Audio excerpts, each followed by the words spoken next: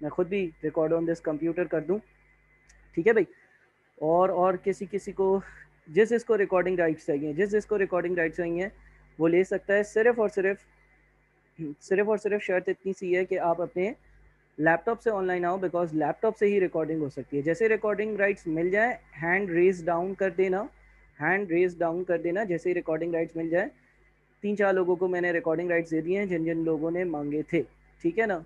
और ईमन बेटा, आप जो है वो मेरे ख्याल में मोबाइल से ऑनलाइन हो, इसलिए आपको रिकॉर्डिंग राइट्स नहीं मिल रहे हैं। और भाई आई लव ताहा पोपाटिया, तुम्हें रिकॉर्डिंग राइट मिल गए ना, और क्या क्या चाहिए तुम्हें? अब तो हैंड नीचे कर दो। हाँ शुक्र, सही है। अच्छा जी, चलो जी स्टार्ट करें, ठीक है। दाने भाई स्टार्ट कर देते हैं, ठीक है ना। और अब आज की क्लास का एजेंडा क्या है? आज की क्लास में मैं आप लोगों के साथ एनवीटी ड्यू को डिस्कस कर लेता हूँ।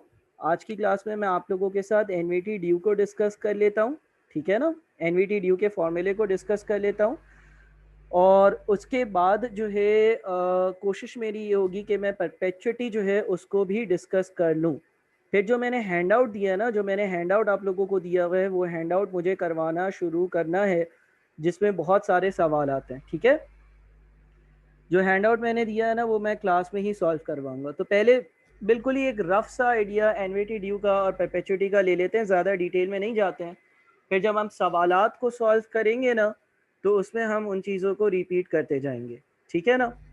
अच्छा, एनवीटी ड्यू की पहले बात करता हूँ। एनवीटी ड्यू के केस में कुछ ऐसा होता है कि लेट से ईयर 0 है, या नंबर 1 है, या नंबर 2 है, और या नंबर 3 है। एक बंदा हर साल के पहले दिन जाकर बैंक में कुछ पैसे जमा करता है। ईयर 0 के शुरू में उसने कुछ बैंक में पैसे जमा करे, ठीक है।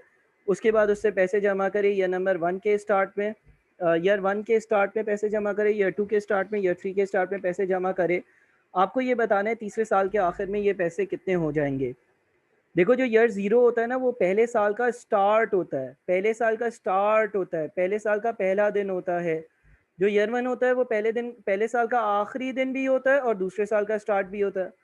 जो Y2 होता है वो दूसरे साल का आखिर भी होता है और तीसरे साल का पहला दिन भी होता है। तो एक बंदा है, वो पहले, दूसरे और तीसरे साल के पहले दिन जाकर और बैंक में पैसे जमा कर रहा है, और आपको ये बताना है कि तीसरे साल के आखिर में ये पैसे कितने हो जाएंगे। लास्ट क्लास में हमने एनवीटी सीखा था। एनवीटी की पहली कंडीशन थी कि अमाउंट सेम हो। बिल्कुल ये अमाउंट सेम है, ये भी 100 रुपये है, ये भी 100 रुपये है, और ये भी 100 रुपये है, तीनों अमाउंट सेम है। दूसरा, इन अमाउंट्स के बीच में टाइम पीरियड सेम हो, ये भी 1 साल है, ये भी 1 साल है, ये भी 1 साल है। आपको ये बताना है कि तीसरे साल के आखिर में इसके बैंक अकाउंट का बैलेंस कितना होगा। मेथड नंबर वन, पहला मेथड, ईयर 0 पर इसके बैंक अकाउंट में 100 रुपये, या 0 पर इसके बैंक अकाउंट में 100 रुपये हैं, ठीक है ना। उसके बाद क्या है, ईयर 0 पर इसके बैंक अकाउंट में 100 रुपये, ईयर 0 से ईयर नंबर 1 का इंटरेस्ट, ईयर नंबर 0 से ईयर नंबर 1 का इंटरेस्ट, ईयर 0 से ईयर नंबर 1 का इंटरेस्ट कितना होगा? 10% होगा। ईयर 0 से ईयर नंबर 1 का इंटरेस्ट कितना होगा? 10% होगा, बिकॉज इसके ईयर 0 पर 100 रुपये बैंक में जमा हुए थे। तो ईयर 0 से ईयर 1 के बीच में बैंक इसको 100 का 10% यानी कि 10 रुपये का इंटरेस्ट देगा। फिर ईयर नंबर 1 पर इसने बैंक अकाउंट में 100 रुपये मजीद जमा करे हैं, ईयर नंबर 1 पर इसने बैंक अकाउंट में मजीद 100 रुपये जमा करे हैं।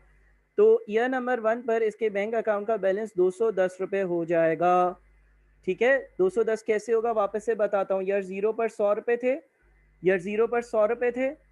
ईयर 0 से ईयर नंबर 1, ईयर 0 से ईयर नंबर 1 1 साल है, उसका इंटरेस्ट 100 का 10%, 10 रुपये। ईयर नंबर 1 पर मजीद 100 रुपये, ईयर नंबर 1 पर मजीद 100 रुपये, ठीक है, 210 हो गए। अब ईयर नंबर 1 से ईयर 2 का इंटरेस्ट, ईयर नंबर 1 से ईयर नंबर 2 का इंटरेस्ट जो है वो 210 पर 10% मिलेगा। 210 पर 10% हो जाता है 21 रुपये। 210 पर 10% हो जाता है 21 रुपये। तो अब इसके बाद ईयर नंबर 2 पर आपने 100 रुपये वापस से जमा करे। तो अब आपके ईयर नंबर 2 का जो बैलेंस है वो कितना हो गया? 331 हो गया। इसके बाद ईयर नंबर 2 से ईयर 3 का इंटरेस्ट, ईयर 2 से ईयर 3 का इंटरेस्ट 331 का 10% मिलेगा। 331 का 10% जो है वो 33.1 होता है। और ईयर नंबर 3 के आखिर में इसके बैंक अकाउंट का जो बैलेंस होगा वो कितना हो जाएगा? 300 एंड कितना हो जाता है? 360 कितना हो जाता है भाई? कोई बताएगा कितना हो जाता है? 360 364.1 ऐसा है, 364.1 हो जाता है। मैं एक बार इसको वापस से रिपीट करता हूँ, एक बार इसको वापस से रिपीट करता हूँ। एक बंदे ने यह नंबर 0 पर अपने बैंक अकाउंट में 100 रुपये जमा करे, ये रहे 100 रुपये।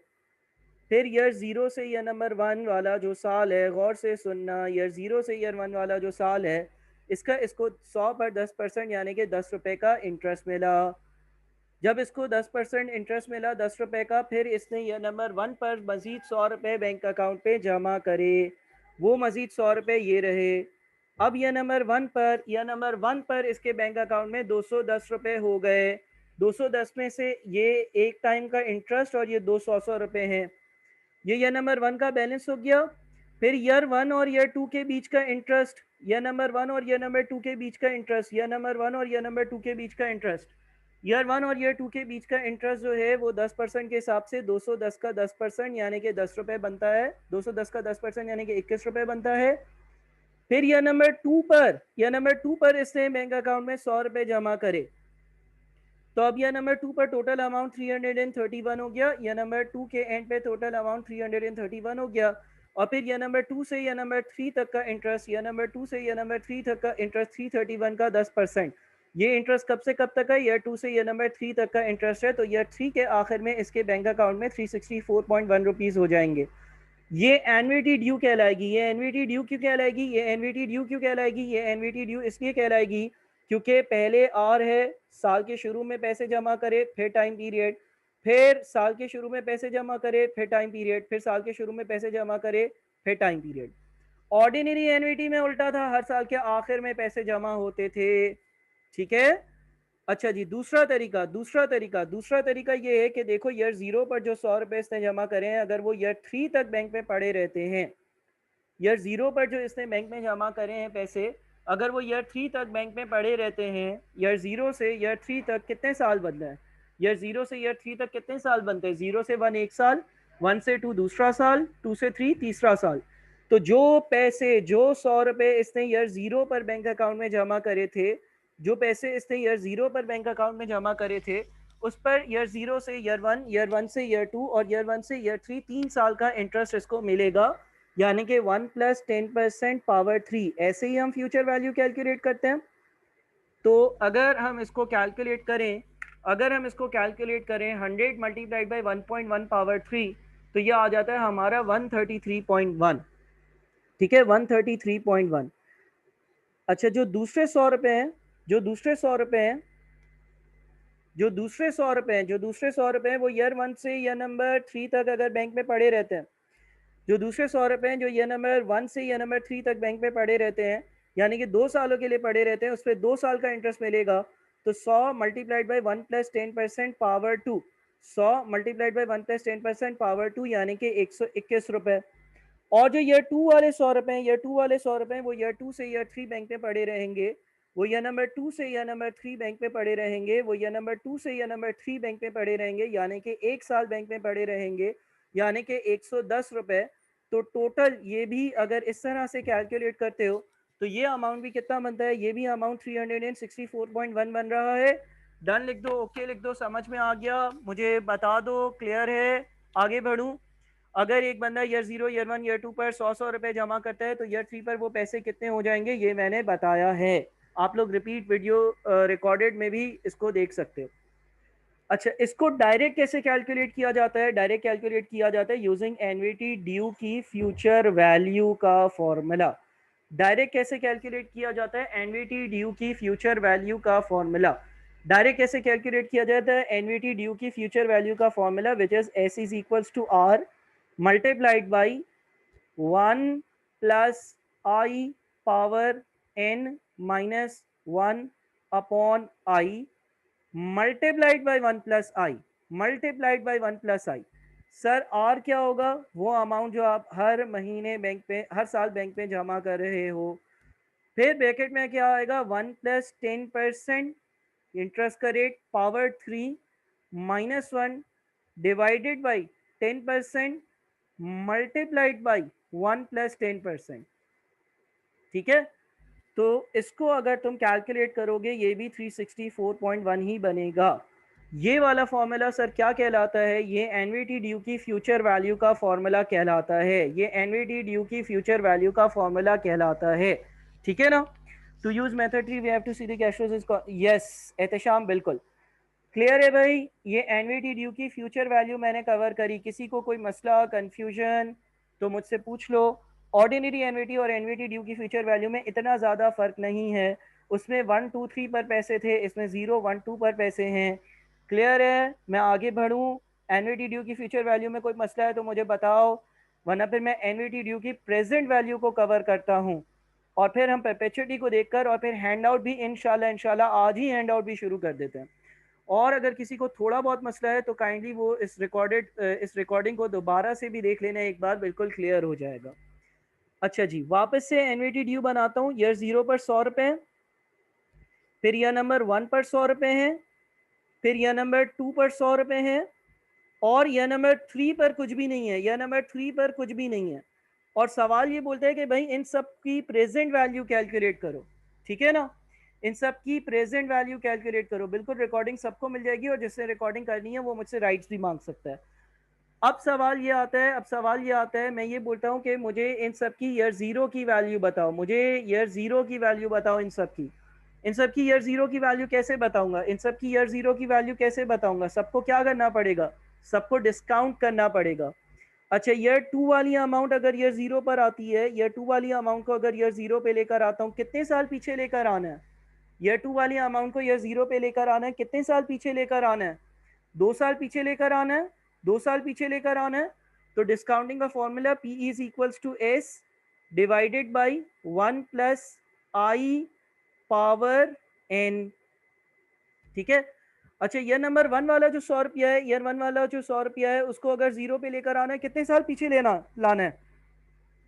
ईयर नंबर 1 वाले जो 100 रुपए हैं उसको 0 पे लेकर आना है, तो कितने साल पीछे लेकर आना है? 1 साल पीछे लेकर आना है।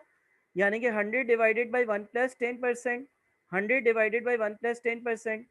अच्छा, ईयर 0 वाले जो 100 रुपए हैं वो तो हैं ही ईयर 0 पर। ईयर 0 वाले जो 100 रुपए हैं वो तो हैं ही ईयर 0 पर। तो उसकी कोई भी डिस्काउंटिंग कंपाउंडिंग कुछ भी नहीं करनी। उसकी कोई भी डिस्काउंटिंग कंपाउंडिंग कुछ भी नहीं करनी है। तो मुझे बताओ, 100 डिवाइडेड बाई 1 प्लस 10% पावर 2, ये कितना बनता है? 100 डिवाइडेड बाई 1.1 की पावर 2 जो है वो बन जाता है आपका 82.64। 82.64, ठीक है? अच्छा, दूसरी बार 100 डिवाइडेड बाई 1.1, 100 डिवाइडेड बाई 1.1, ये बन जाता है आपका 90.9। 90.9, 90.91 कह सकते हैं। और तीसरी वैल्यू जो है वो है ही 100। तो आप मुझे ये बताओ, 90.91 प्लस 100 प्लस 82.64 कितना बनता है? टोटल बन जाता है आपका 273.55, ठीक है? ईयर 2 वाले 100 रुपए 2 साल पीछे आए, 1 वाले 100 रुपए 1 साल पीछे आए, 0 वाले 100 रुपए ना पीछे आए ना आगे गए, वही उनकी एग्जैक्ट लोकेशन थी। इसको कहते हैं हम एनवीटी ड्यू की प्रेजेंट वैल्यू, जिसको कैलकुलेट करने के लिए हम फॉर्मूला यूज कर सकते हैं, P is equals to R multiplied by, और ब्रैकेट में हमारे पास आएगा 1 minus 1 plus i power minus n upon i, और आगे आएगा मल्टीप्लाइड बाई 1 प्लस आई, ठीक है? यानी कि P is equals to 100 multiplied by 1 minus 1 plus 10% power minus 3 divided by 10% multiplied by 1 plus 10%। तुम इसको कैलकुलेट करो। इसको अगर कैलकुलेट करोगे तो ये भी 273.55 बनता है, ठीक है? ये भी 273.55 बनता है।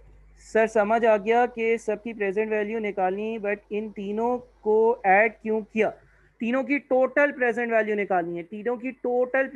निकालनी है।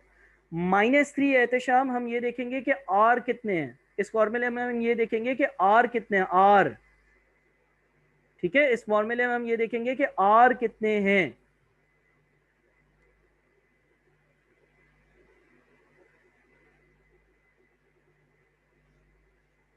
सर हमें पता कैसे चलेगा कि एनवीटी ड्यू है या नहीं? सवाल अगर इस तरह से कि ईयर 0 पर, ईयर 1 पर और ईयर 2 पर 100 रुपये हैं तो एनवीटी ड्यू है। लेकिन अगर सवाल ऐसा हो कि ईयर नंबर 1 पर 100 रुपये हैं, ईयर नंबर 2 पर 100 रुपये हैं और ईयर नंबर 3 पर 100 रुपये हैं, तो क्या होगा? तो आपकी ऑर्डिनरी एनवीटी अप्लाई होगी। ऑर्डिनरी एनवीटी में क्या होता है? टाइम पीरियड फिर आर, फिर टाइम पीरियड फिर आर, फिर टाइम पीरियड फिर आर। यानी कि पहले क्या होता है? पहले होता है टाइम पीरियड, फिर क्या होता है? फिर होता है आर, फिर क्या होता है? टाइम पीरियड, फिर क्या होता है? आर, फिर क्या होता है? टाइम पीरियड, फिर क्या होता है? आर। और हर साल के आखिर में पैसे होते हैं एट द एंड। ये कब होता है? ऑर्डिनरी एनवीटी में। एनवीटी ड्यू में क्या होता है? ईयर 0 पर आर है, ईयर 0 पर आर है, फिर टाइम पीरियड, फिर आर, फिर टाइम पीरियड, फिर आर, फिर टाइम पीरियड। ठीक है? यानी कि टाइम पीरियड कहाँ आ रहा है? बाद में आ रहा है। टाइम पीरियड कहाँ आ रहा है? बाद में आ रहा है। टाइम पीरियड कहाँ आ रहा है? बाद में आ रहा है। ठीक है? सेम अमाउंट है नेक्स्ट ईयर्स। अच्छा, इस तरह के केसेस हम लोग करेंगे, इस तरह के केसेस हम लोग कर लेंगे। मैं चाह रहा हूँ हम लोग सवालात तक पहुंचे। आफाक तुमने हैंड रेज किया है, प्रोबेबली तुम्हें रिकॉर्डिंग चाहिए, मैंने अलाउ टू रिकॉर्ड कर दिया, सॉरी अभी देखा था। ठीक है भाई, आगे चलें, आगे बढ़े बच्चों। मैं चाह रहा हूँ सवालात पे चलें थोड़ा सा। ठीक है? ये चीज़ें वैसे ही रिकॉर्ड हो रही हैं, दोबारा से देखो कि समझ आ जाएंगी। अच्छा, सिर्फ और सिर्फ अब मैं परपेचुटी डिस्कस करता हूँ, सिर्फ और सिर्फ मैं परपेचुटी डिस्कस करता हूँ। परपेचुटी क्या है, परपेचुटी क्या है, ये डिस्कस करता हूँ। ठीक है ना? देखो, लेट से एक बैंक है, एक बैंक है, लेट से एक बैंक है, उसमें आपने कुछ पैसे जमा करे, कुछ पैसे आपने डिपॉजिट करे, कुछ पैसे आपने डिपॉजिट करे। कितने पैसे डिपॉजिट करे ये आपको बताना है, ये आपको नहीं पता। इंटरेस्ट की परसेंटेज है 10%। ठीक है ना? एक बैंक है, उसमें आपने कुछ पैसे जमा करे, कुछ पैसे डिपॉजिट करे, कुछ पैसे इन्वेस्ट कर दिए, कुछ पैसे इन्वेस्ट कर दिए, कुछ पैसे जमा कर दिए। इंटरेस्ट की परसेंटेज है 10%। और बदले में बैंक ने आपको ये कहा कि हर साल के आखिर में हम आपको 10 रुपए देंगे, हर साल के आखिर में हम आपको 10 रुपए देंगे, हर साल के आखिर में हम आपको 10 रुपए देंगे, हर साल के आखिर में हम आपको 10 रुपए देंगे, हर साल के आखिर में हम आपको 10 रुपए देंगे। बेटा वीडियो हैंग नहीं हुई है? हमेशा के लिए। ठीक है? हमेशा के लिए, हमेशा के लिए। क्या मतलब है? एक बैंक है, उसने बोला यार आज आप XYZ अमाउंट हमारे बैंक में डिपॉजिट करवा दो, XYZ अमाउंट हमारे बैंक में डिपॉजिट करवा दो, और फिर आपको हर साल के आखिर में, हर साल के आखिर में, हर साल के आखिर में 10 रुपए मिलेंगे। कब तक? कब तक? कब तक? हमेशा के लिए। कब तक? फॉर एवर, हमेशा के लिए। कब तक? फॉर एवर, हमेशा के लिए। तो अगर ऐसे कुछ लिखा हुआ हो ना, बिल्कुल अक्सर सही कहा तुमने, जब ऐसे कुछ लिखा हुआ हो फॉर एवर, हमेशा के लिए, या एक बैंक है उससे बोला आप कुछ पैसे डिपॉजिट कर दो और फिर हर साल के आखिर में आपको कुछ पैसे मिल जाएंगे, तो इसका मतलब है ये परपेचुटी है। एनवीटी से अलग क्यों है? एनवीटी से अलग क्यों है? इसमें भी तो अमाउंट सेम है, इसमें भी तो टाइम पीरियड सेम है। एनवीटी से अलग क्यों है? अगर कोई थियोरेटिकल सवाल है, एनवीटी से अलग इसलिए है क्योंकि एनवीटी में टाइम लिमिट होती थी, नंबर ऑफ ईयर्स की लिमिटेशन होती थी, नंबर ऑफ ईयर्स मेंशन होंगे। एनवीटी के केस में बोल देगा 4 साल तक, बोल देगा 3 साल तक, बोल देगा 2 साल तक, बोल देगा 1 साल तक। लेकिन परपेचुटी के केस में, परपेचुटी के केस में, परपेचुटी के केस में ऐसा कुछ भी मेंशन नहीं होगा, यानी कि फॉर एवर होगा। तो अगर मुझे ये बताना है कि मैंने कितना अमाउंट डिपॉजिट किया था, यानी कि इन सब की प्रेजेंट वैल्यू निकाल लो, इन सब की प्रेजेंट वैल्यू निकाल लो। अब इन सब की प्रेजेंट वैल्यू निकालने के लिए जो फॉर्मूला यूज होता है वो डायरेक्टली मैं अगर बता दूं, वो होता है P is equals to R upon I। R क्या है? वो अमाउंट है जो हर साल मुझे मिल रहा है। आई क्या है? आई इंटरेस्ट की परसेंटेज है। आर क्या है? आर वो अमाउंट है जो मुझे हर साल मिल रहा है। आई क्या है? आई इंटरेस्ट की परसेंटेज है। अच्छा, अगर मंथली होगा तो इंटरेस्ट रेट 12 से डिवाइड होगा, क्वार्टरली होगा तो इंटरेस्ट रेट 4 से डिवाइड होगा, वीकली होगा तो 52 से डिवाइड होगा। वो केसेस हम जब बाद में सवाल करेंगे तो उसमें डिस्कस कर लेंगे। आर क्या है? हर साल वाली अमाउंट। आई क्या है? इंटरेस्ट की परसेंटेज। क्या आंसर आता है? क्या आंसर आता है? बताओ। 100 आता है? 100 आता है। इसका मतलब हो ये रहा है, इसका मतलब हो ये रहा है कि इस बैंक ने आपको ये बोला है, इस बैंक ने आपको ये बोला है कि आप हमारे पास आज यानी कि ईयर 0 पर 100 रुपये जमा करवा दो। इस बैंक ने ये बोला है कि आज यानी कि आप जो है हमारे बैंक में आज यानी कि ईयर 0 पर 100 रुपये जमा करवा दो। फिर बैंक ने ये बोला है कि हम आपको कितना इंटरेस्ट देंगे, हम आपको 10% इंटरेस्ट देंगे। तो 100 का 10% इंटरेस्ट कितना बनता है? ये आपने पैसा डिपॉजिट किया 100 रुपये, इंटरेस्ट 10%, 100 का 10% कितना इंटरेस्ट बनता है? 100 का 10% इंटरेस्ट बनता है, आपके अकाउंट में 110 रुपये हो गए। 100 रुपये आपके अपने और पहले साल का इंटरेस्ट 10 रुपये का, तो 110 रुपये हो गए आपके अकाउंट में। आई रिपीट, आपके अकाउंट में 110 रुपये हो गए। 100 रुपये आपके अपने जो ईयर 0 पर आपने जमा करे थे, और पहले साल का इंटरेस्ट होकर 10% के हिसाब से 10 रुपये बनता है, अकाउंट में 110 रुपये हो गए। बैंक क्या दे रहा है आपको? पहले साल के आखिर में कितने दे रहा है? पहले साल के आखिर में कितने पैसे बैंक दे रहा है? पहले साल के आखिर में बैंक आपको कितने पैसे दे रहा है? 10 रुपये दे रहा है। ये कहलाता है विड्रॉल। जो पैसे आप अपने बैंक अकाउंट से निकाल लो उसको विड्रॉल कहते हैं। तो विड्रॉल कितना है? 10 रुपये। भाई देखो, पहले साल के शुरू में आपके बैंक अकाउंट में आपने 100 रुपये डाल दिए, पहले साल का इंटरेस्ट 10 रुपये बनता है, और वही पैसे बैंक ने आपको दे दिए पहले साल के आखिर में। तो पहले साल के आखिरी दिन आपके बैंक अकाउंट में दोबारा बैलेंस कितना हो जाएगा? 100 हो जाएगा। अच्छा आफाक, परपेचुइटी में अज्यूम करते हैं हम लोग कि इंटरेस्ट रेट हमेशा सेम रहेगा, अगर सेम नहीं रहता तो फिर डिफरेंसेस आते। ठीक है, अब क्या हुआ? पहले साल के आखिर में आपके बैंक अकाउंट का बैलेंस वापस से 100 रुपये हो गया।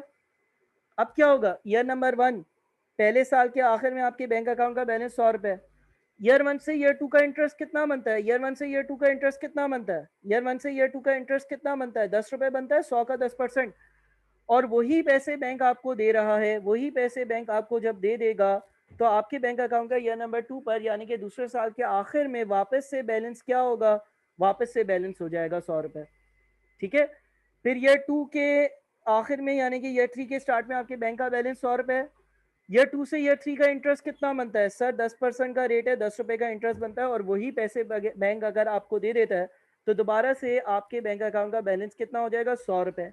अच्छा, इसमें हमने एज्यूम क्या किया कि इंटरेस्ट रेट कभी भी चेंज नहीं होगा, और आप जो अमाउंट विड्रॉ करोगे वो आपके इंटरेस्ट अर्न के इक्वल होगी। विड्रॉल और इंटरेस्ट अर्न दोनों एक दूसरे के बराबर होंगे, इंटरेस्ट रेट कभी चेंज नहीं होगा, ये हमने एज्यूम किया है, और हमेशा बैंक जो है वो 10 रुपये ही देगा। ठीक है, हाँ बिल्कुल सेम रहेगा। ठीक है ना सर, हमेशा 10 रुपए का इंटरेस्ट होगा। यार हमाद, मुझे एक बात बताओ, 100 का 10%, अगर तुम रात के 10:30 बजे कैलकुलेट करोगे तो भी 10 बनेगा, और सुबह के 10:30 बजे कैलकुलेट करोगे तो भी 10 बनेगा, हाँ या नहीं? हमेशा 10:30, 100 का 10% हमेशा 10 रुपये बनेगा हमाद। 100 का 10% हमेशा 10 रुपये ही बनेगा। पहले साल के आखिर में बैंक ने बोला हाँ भाई, इस बंदे के 100 रुपये हमारे पास है, पूरे साल हमारे पास रहे, उसका 10% दिया तो 10 रुपये बना। अगले साल पूरे पैसे 100 रुपये हमारे पास रहे, उसका 10% दिया, 10 बना। तो भाई जब 10 ही बनेगा तो डिफरेंट थोड़ी होगा। ठीक है, तो इस बंदे ने, हमारा जो आंसर है ना वो ये है कि इस बंदे ने बैंक अकाउंट में 100 रुपये जमा किए होंगे। हमारा आंसर है वो ये है कि इस बंदे ने बैंक अकाउंट में 100 रुपये जमा किए होंगे। ठीक है, what if 10 in first year and 20? फिर वो परपेचुइटी नहीं होगी। परपेचुइटी की एनवीटी की तरह कंडीशन है कि अमाउंट हमेशा सेम होगी, अमाउंट हमेशा सेम होगी, अमाउंट हमेशा सेम होगी। डन हो गया? डन हो गया? अब जरा हम लोग क्वेश्चंस की प्रैक्टिस करते हैं। क्वेश्चंस की प्रैक्टिस करते करते जो चीज़ें सामने आएंगी वो चीज़ें इंशाल्लाह ताला डिस्कस करते जाएंगे। क्वेश्चंस की प्रैक्टिस करते हैं। हमने क्वेश्चंस की प्रैक्टिस नहीं करी है अभी तक। इंशाल्लाह क्वेश्चंस की प्रैक्टिस करते करते जो चीज़ें सामने आती जाएंगी वो ऑन स्पॉट डिस्कस करते जाएंगे। एक आप लोगों को मैंने हैंड आउट सेंड किया है, एक मैंने हैंड आउट आप लोगों को सेंड किया हुआ है। ठीक है, वो हैंड आउट आप लोगों को सबको मिला होगा। मैंने वो हैंड आउट फाइनेंशियल मैथ्स का सेंड किया है। फाइनेंशियल मैथ्स का आप लोगों को हैंड आउट मैंने भेजा है। फाइनेंशियल मैथ्स का ये वाला हैंड आउट आप लोगों के सामने आया होगा। ठीक है ना, फाइनेंशियल मैथ्स का ये वाला हैंड आउट आप लोगों के सामने आया होगा। फाइनेंशियल मैथ्स का ये वाला हैंड आउट आप लोगों के सामने आया होगा। ठीक है ना, सबसे पहला सवाल, question number 1, question number 1, question number 1,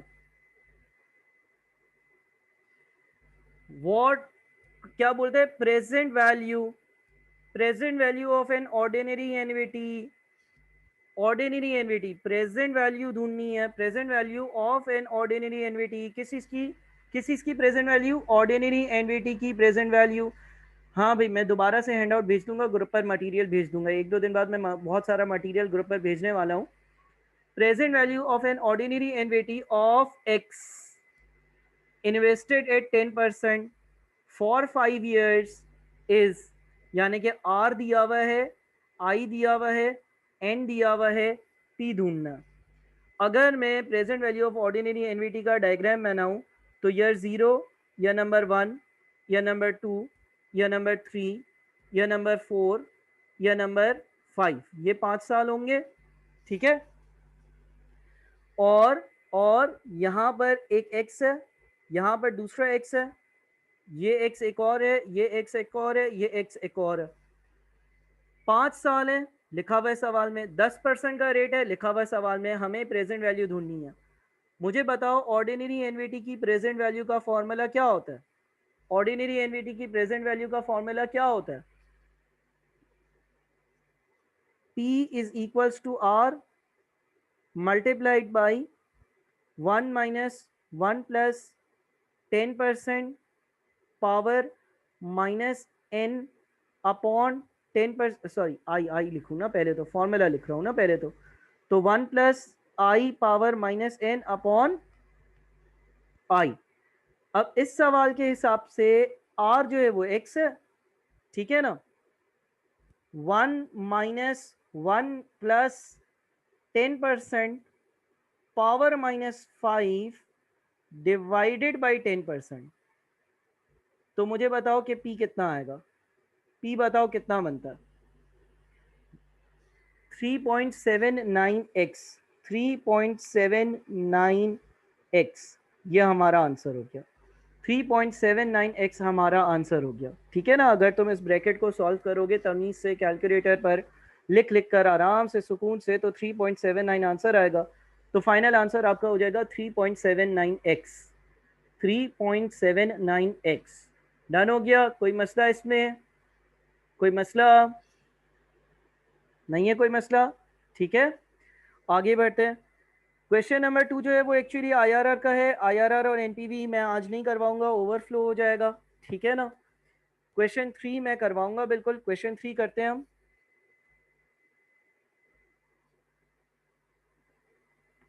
question 3 question 4 दोनों करते हैं।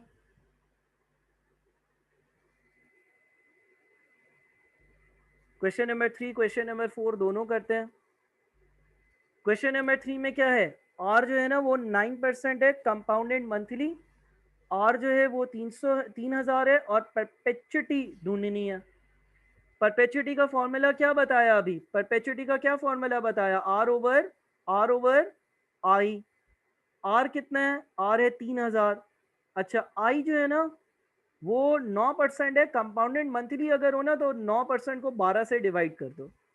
चलो बताओ कितना आंसर आता है, 4 लाख आता है।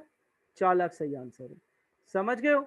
आर दिया हुआ है, आई भी दिया हुआ है, सिर्फ कंपाउंडेड मंथली लिखा है, कंपाउंडेड मंथली लिखा है तो हम 12 से डिवाइड करेंगे। सबसे रिक्वेस्ट है कि डायरेक्ट मैसेज नहीं, reply to all panelists and attendees करो ताकि सब तुम्हारे मैसेजेस पढ़ सके। रिप्लाई टू एवरीवन के ऑप्शन को चैट बॉक्स में से सेलेक्ट करो काइंडली। क्वेश्चन नंबर 4 किसी ने किया था, क्वेश्चन नंबर 4 भी मैंने करने को दिया था। क्वेश्चन 4 किसी ने किया, क्या आंसर आ रहा है 4 का।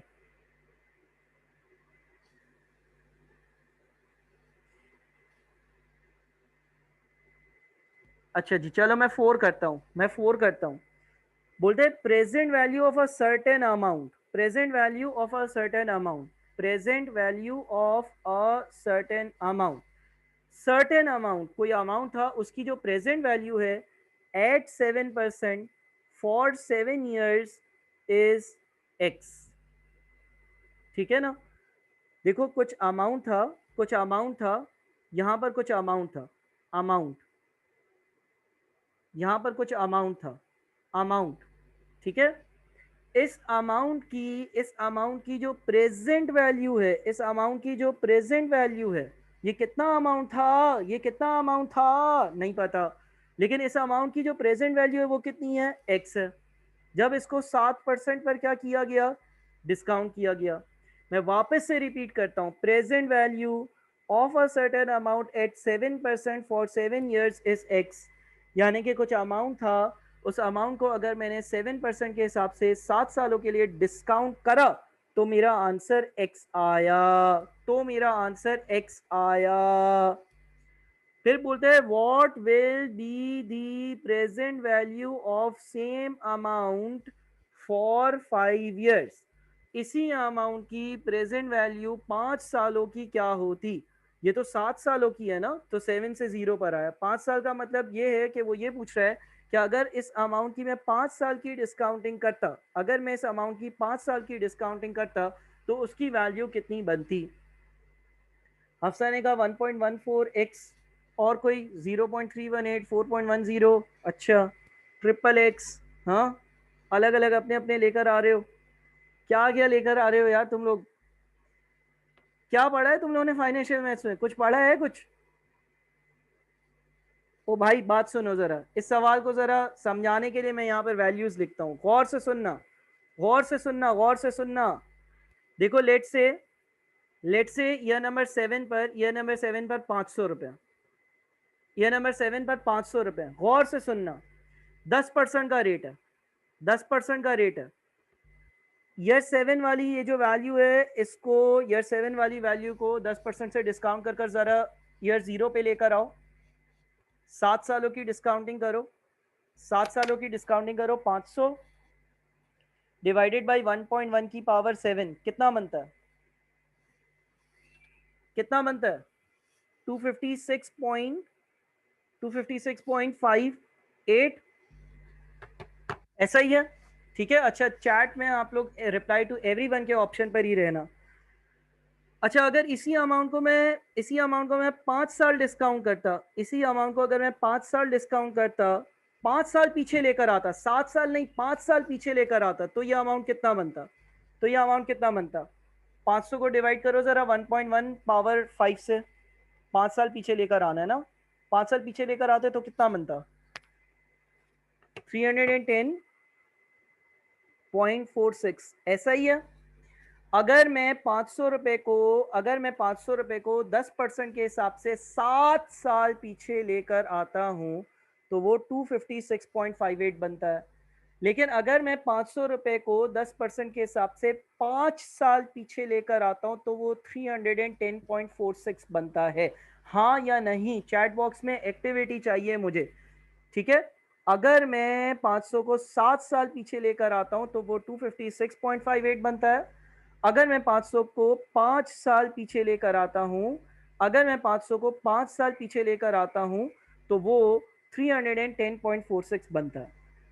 अच्छा, एक और बात याद रखना, एक और बात याद रखना, अगर तुम 500 को 7 साल पीछे लेकर आ चुके हो, अगर तुम 500 को 7 साल पीछे लेकर आ चुके हो तो इसी अमाउंट को अगर तुम 2 साल आगे लेकर जाओगे ना तो भी यही आंसर बनेगा।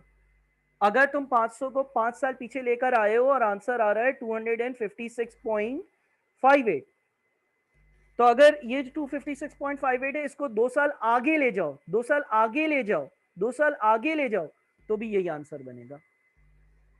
समझ रहे हो बात को, कैलकुलेट कर कर देख लो। अगर 256.58 को मैं 2 साल आगे लेकर जाता हूं 1 + 10% पावर 2 से, तो भी आंसर 310.46 ही बनेगा। ठीक है, यही लॉजिक, यही लॉजिक, यही लॉजिक यहां पर लगाओ। एक अमाउंट है जिसको मैं 7 साल पीछे लेकर आया था तो वो एक्स बन रहा है। अब वो ये पूछ रहा है कि इसी अमाउंट को अगर मैं 5 साल पीछे लेकर आता तो वो क्या बनता। तो भाई एक काम करो ना कि जो अमाउंट 0 पर है इसको 2 साल आगे ले जाओ, यानी कि x मल्टीप्लाइड बाई 1 + 10% पावर 2। ठीक है, तो कितना बनेगा बताओ।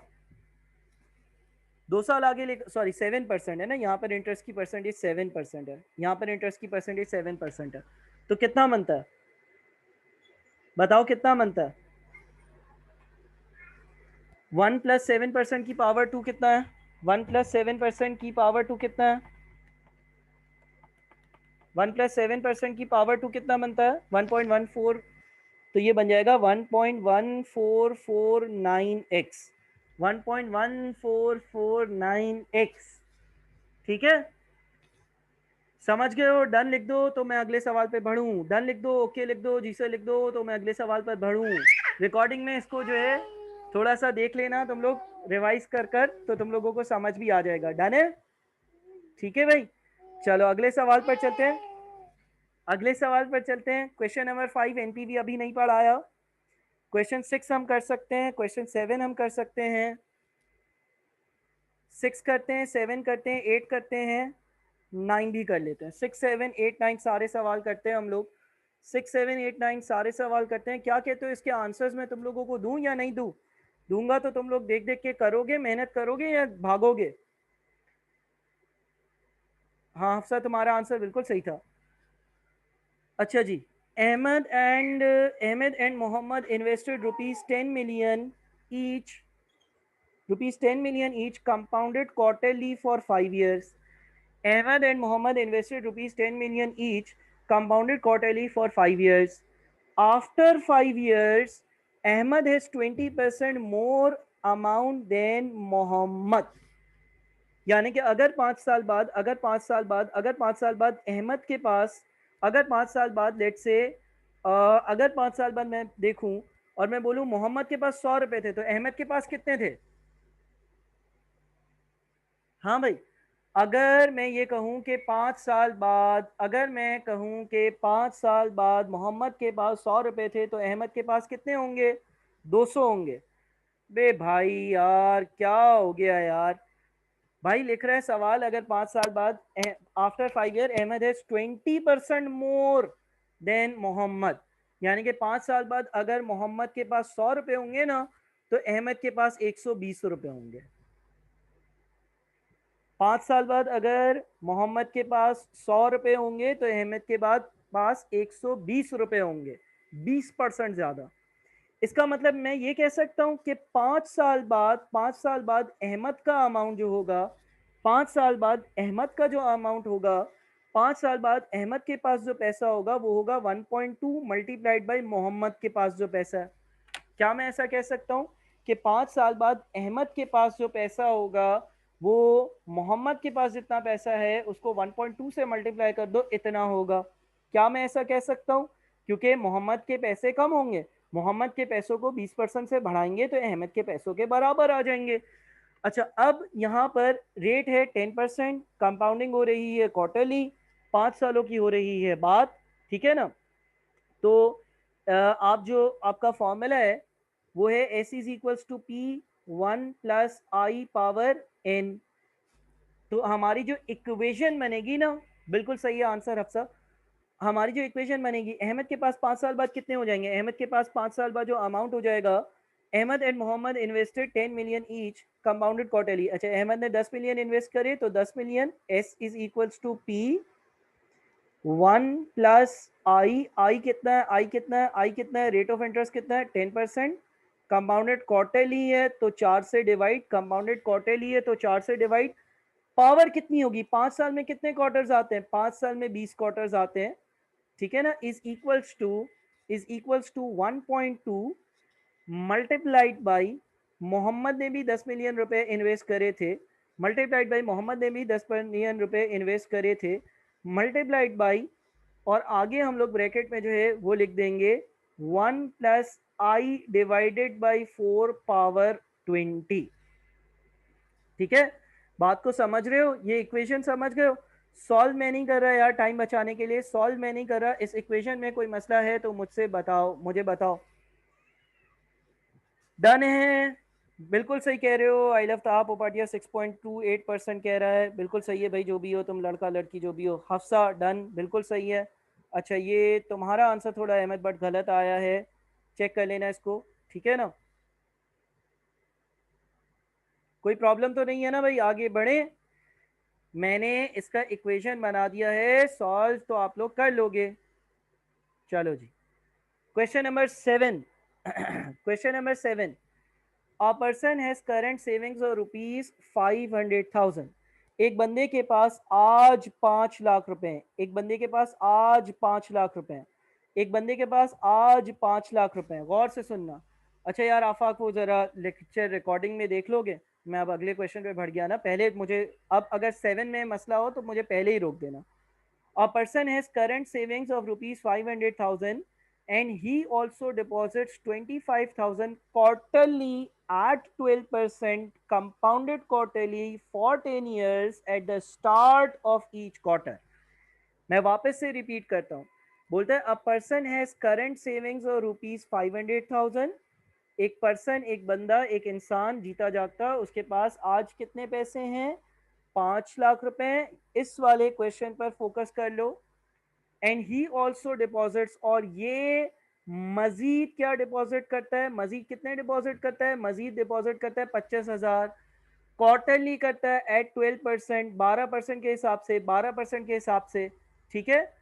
Compounded quarterly for 10 years, compounded quarterly for 10 years. At the start of each quarter, find total amount at the end of 10 years. 10 साल के बाद इसका टोटल अमाउंट क्या होगा?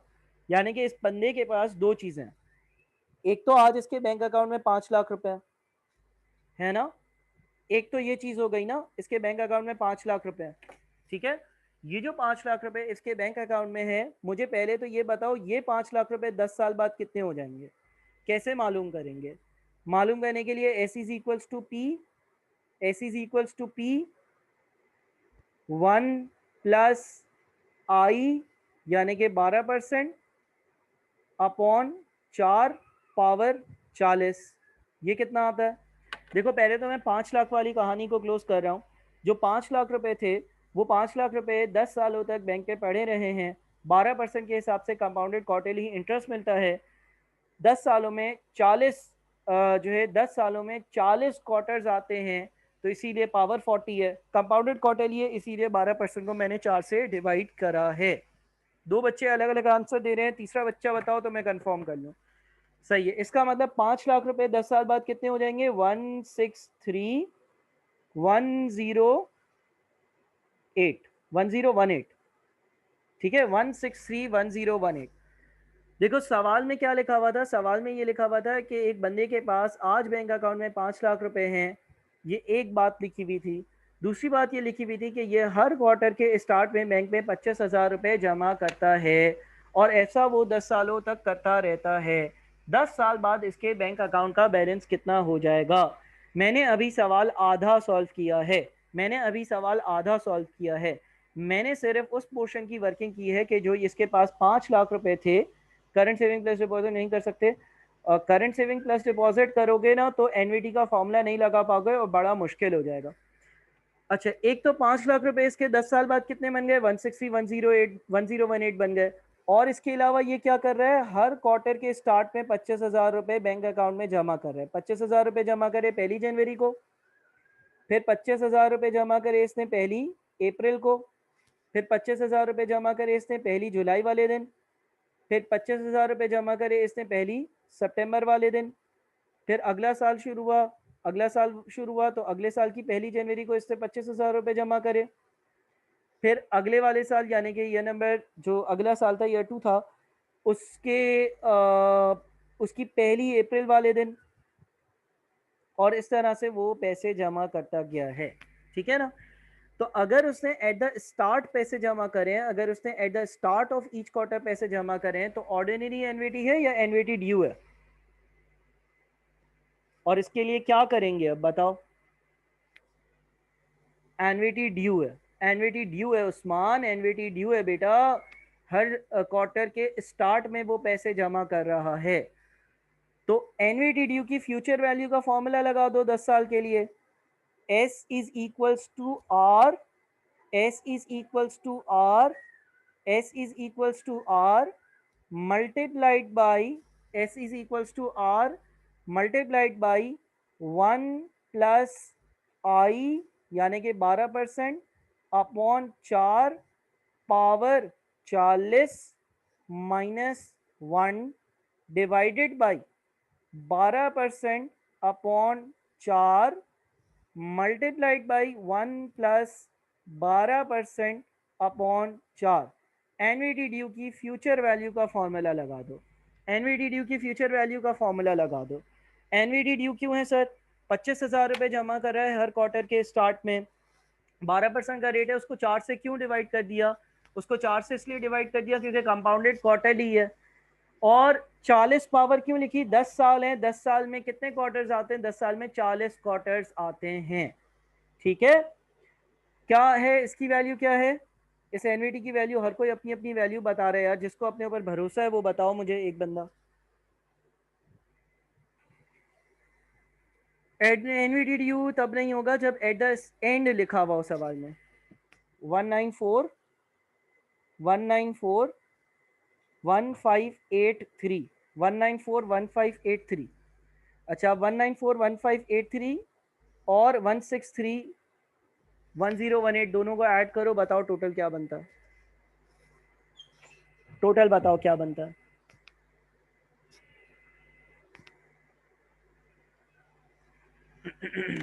ये सही बताया जिससे भी बताया, 1941583।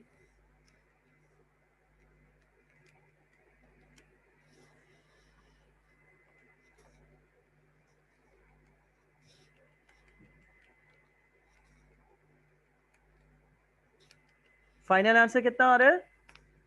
3572601। सही है, समझ गए हो भाई? अब मैं 9 पर जाऊंगा तो 8 में कोई मसला है तो बता दो। 9 पर जाऊंगा तो 8 में कोई मसला है तो बता दो। कोई मसला नहीं है। अच्छा, मेरे ख्याल में 11:30 होने वाले हैं, तो 9 फिर जो है वो अगली क्लास में डिस्कस होगा। अच्छा, अब मेरी बात सुनो, मेरी बात सुनो। देखो, आगे का टारगेट, आगे का टारगेट ये है, आगे का टारगेट ये है कि यार मैंने आप लोगों को कुछ रिकॉर्डेड लेक्चर्स दिए हैं, ठीक है ना? वो रिकॉर्डेड लेक्चर्स जो है वो आप लोग देखो, वो रिकॉर्डेड लेक्चर्स आप लोग देखो। हर रिकॉर्डेड लेक्चर को 2-2 बार देख लो, ठीक है ना? और फिर क्या करेंगे? उसके बाद क्या करेंगे? उसके बाद हम लोग जो है उसको, उसके सारे सवालात को है ना, उसके सारे सवालात को हम लोग डिस्कस करेंगे, ठीक है? आप एक बार सारे रिकॉर्डेड लेक्चर्स देखो, ठीक है ना? सर इस हैंडआउट का सोल्यूशन भेज दें, बिल्कुल मैं भेज देता हूँ। मैं इस हैंडआउट का आप लोगों को जो सोल्यूशन है ना, जो आंसर सेट है, वो आंसर सेट आप लोगों को सेंड कर रहा हूँ। और बताओ, ठीक है? और बताओ सर, फिजिकल कब से? फिजिकल क्लासेस है वो मंडे से इंशाल्लाह गवर्नमेंट ने इजाज़त दे दी है, तो शुरू कर देंगे। अगली क्लास मैं कल का कंफर्म नहीं हूँ, संडे को हमारी क्लास ज़रूर होगी, संडे को हमारी क्लास ज़रूर होगी, ठीक है? और बताओ सर, फाइनेंशियल मैथ्स के लेक्चर सेंड कर दें? मैं ग्रुप पर सेंड कर चुका हूँ, दोबारा सेंड कर दूंगा। कोई ऐसा बच्चा जिसकी ये पहली क्लास है तो मुझे ज़रा व्हाट्सएप कर दो।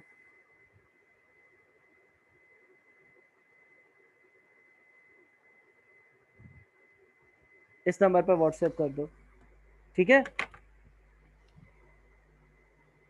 सही है भाई। अच्छा, क्या अक्सर तुम्हारा क्या मैसेज है बताओ? जो जो जाना चाहता है वो जाओ, मैं इसके आंसर्स भेज रहा हूँ फाइनेंशियल मैथ्स के। फिर जो क्वेश्चंस आप लोगों से नहीं हो रहे होंगे वो क्वेश्चंस मैं करवा दूंगा।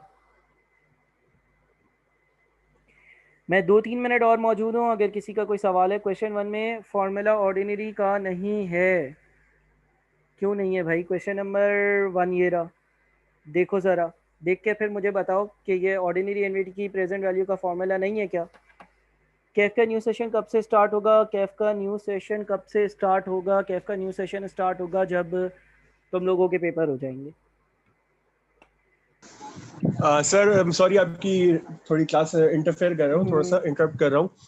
ये कैफ का जो न्यू सेशन का सवाल आया है बेटा, आपके जैसे ही एएफसी के पेपर्स खत्म होंगे तो उसके 2 से 3 दिन के बाद आपका कैफ का फास्ट ट्रैक का सेशन स्टार्ट हो जाएगा। बिल्कुल सही है भाई।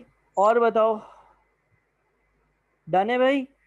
चलो फिर बाकी बात हम लोग व्हाट्सएप करते हैं। व्हाट्सएप ग्रुप पर जो है वो मैं आप लोगों को इसके आंसर्स भी भेज रहा हूँ, और आज की रिकॉर्डिंग भी आपको इंशाल्लाह आधे घंटे में मिल जाएगी। हम फहद, रिकॉर्डिंग भेज दोगे आज की तुम? ठीक है, क्लाउड पर रिकॉर्ड हो रही है, ठीक है भाई? चलो ओके, अल्लाह हाफ़िज़।